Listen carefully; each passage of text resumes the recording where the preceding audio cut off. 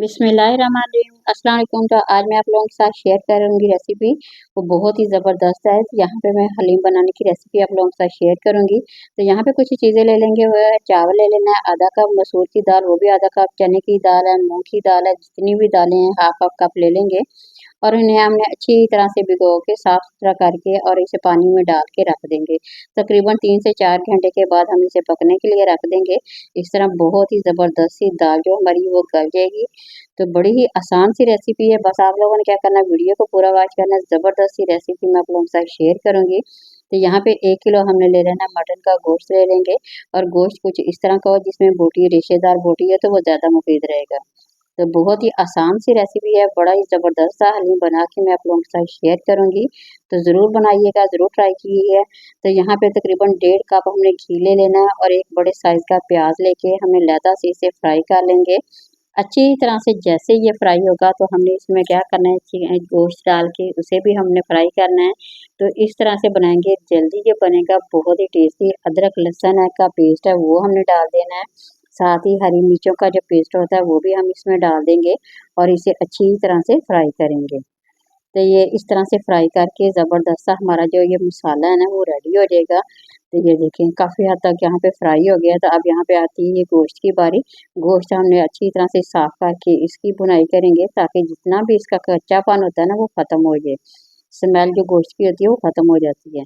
तो इस तरह से हमने तकरीबन अच्छी तरह से इसे फ्राई करना है। तकरीबन उस वक़्त तक करेंगे जब तक इसका कलर ना चेंज हो जाए।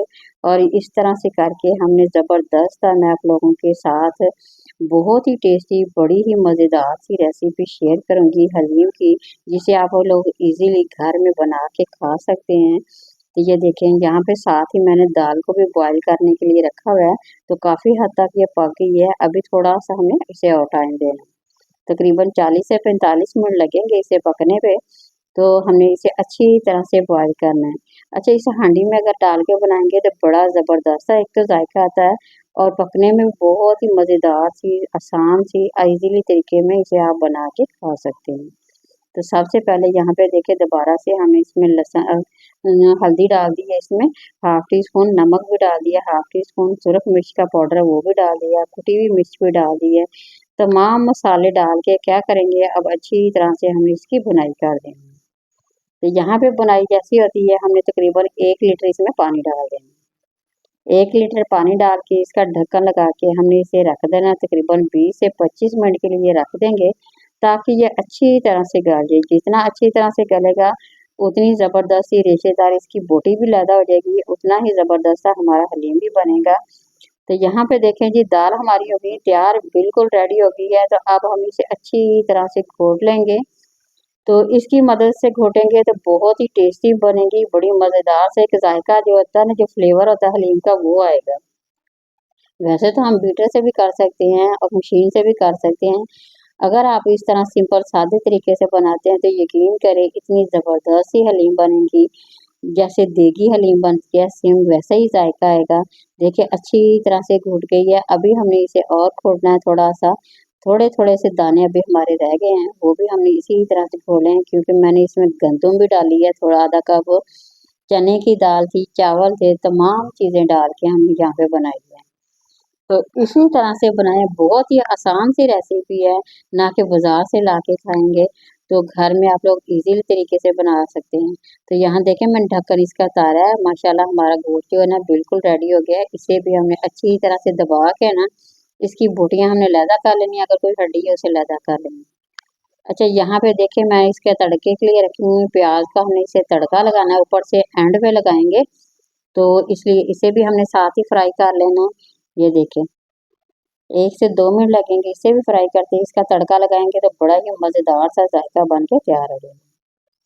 तो यहाँ देखें मैंने इसे जो अच्छी तरह से मैश किया था ना, तो अब हम डाल देंगे दाल जो मैंने बनाई थी, उसमें हमने क्या करना तमाम का तमाम मसाला इसका डाल देंगे। अब यहाँ पे इसे डाल के हमने घोटने की मदद से अच्छी तरह से घोट लेंगे दोबारा से, ताकि इसका जायका गोश्त का जो है फ्लेवर जो है वो हमें मिल सके और मज़ेदार सा इसका जायका बन सके।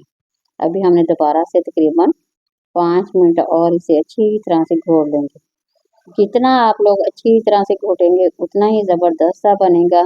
इसका मेन ज़बरदस्त तरीका यही है कि इसे आपने वो लोगों ने घोटा लगाना है, जितना अच्छा लगाएंगे उतनी ज़बरदस्त सी रेशेदार जो है ना हमारी बन के तैयार हो जाएगी।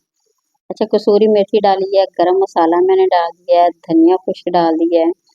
तो यहाँ पे देखें सब्ज़ मिर्चें मैं यहाँ पे डालूँगी। इसका जायका बहुत ही मज़ेदार सा आता है। अच्छी तरह से दोबारा हमने मिक्स कर देना है। यहाँ आप लोग इसकी लुक देख सकते हैं कितनी ज़बरदस्त है, कितनी मज़ेदार सी बन गई है, जो कि देखने में बहुत ही मज़ेदार है, खाने में बेहद मज़ेदार सी और टेस्टी सी बन के हमारी रेसिपी तैयार हो गई है। अच्छा, यहाँ मैं प्लेट में आप लोगों के साथ डिश आउट करूँगी। देखिए माशाल्लाह कितनी ही ज़बरदस्त सी लुक है। आप लोग खुद देख सकते हैं। वीडियो पसंद आए तो ज़रूर लाइक करें, शेयर करें, नए देखने वाले चैनल को ज़रूर सब्सक्राइब करें। ये देखो माशाल्लाह ज़बरदस्त सी बन गई है। किसी और नई वीडियो के साथ दोबारा हाज़िर होंगे। इजाज़त दीजिए। अल्लाह हाफ़िज़।